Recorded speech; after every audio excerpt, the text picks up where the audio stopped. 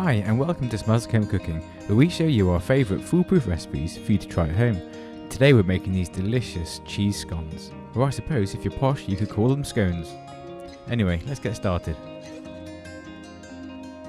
These are all the ingredients that you need and I'll write them out in the description below.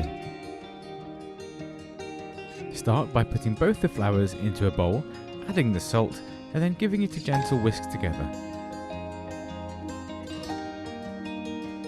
Add to that the grated cheese. I'm using mature cheddar, but you can use any strong flavoured cheese.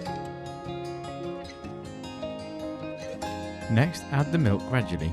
I'm using full fat milk here, but you can use semi if you prefer. It's best not to add all the milk straight away in case you don't need it. It'll depend on your flour.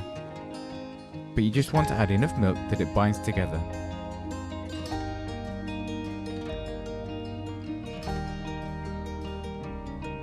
Once it's formed a dough like this, tip it out onto the work surface and then make it into a neat ball.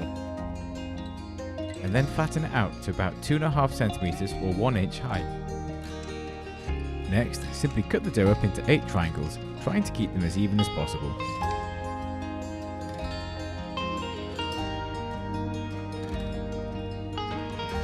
Lightly beat an egg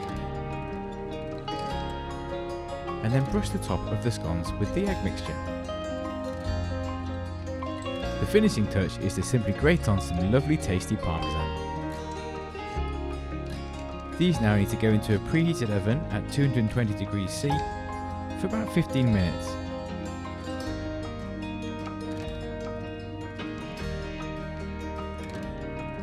After 15 minutes, they should be risen and golden, and you can leave them on a wire rack to cool.